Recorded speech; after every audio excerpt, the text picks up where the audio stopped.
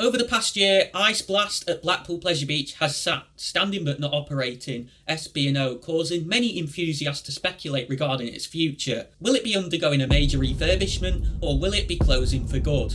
Well, it seems like we may finally now have an answer. In an article published in the Blackpool Gazette, which is a local media outlet for Blackpool, titled "This is what Pleasure Beach Resort Blackpool has to say about its iconic Ice Blast ride," the writers interviewed a spokesperson from Blackpool Pleasure Beach who confirmed that Ice Blast is currently undergoing maintenance and that the resort will be releasing more updates regarding this in the coming weeks. Now, over the past few months, we've begun to see scaffolding erected, and over the past week, work on Ice Blast has actually started to take place. I believe it was back on Monday, a crane arrived on site. And as you can see in a picture of the ride that was taken by a friend of mine and sent over, the head from the top of Ice Blast was removed.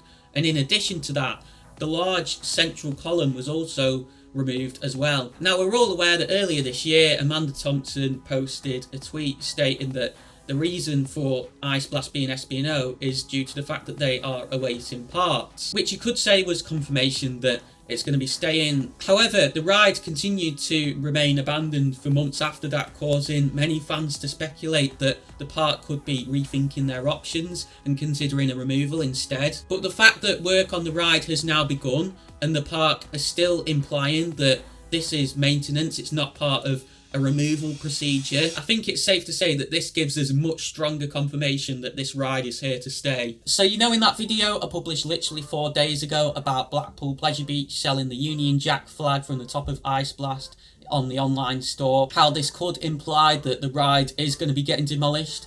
It looks like I was wrong. I think we could be looking at the entire ride mechanism within the tower being refitted, which is gonna cost a fortune, I'm sure. And that does make me question whether this is gonna be a worthwhile investment, because if the ride comes back unchanged, you're gonna get no return on investment. There's gonna be no reason for people to visit Pleasure Beach who otherwise wouldn't have visited. The only hope I do have, however, is that some of you guys have been speculating and commenting that the ride could be getting spinning seats that S&S apparently offer for these shot tower rides, some sort of refit. But either way, when we do find out more information about this ride, or it becomes clearer what's going on with the current work taking place, I'll definitely make another update video, and I'll continue to make these sorts of videos throughout the closed season. I'm on park tomorrow, so I'll definitely make sure to get some shots of the ride then, and I'll be doing a full update video regarding stuff going on around Blackpool Pleasure Beach as we enter the final stretch of the season, winter weekends. Apparently demolition has started on the Grand Prix as well, so I'll make sure to get some footage of that,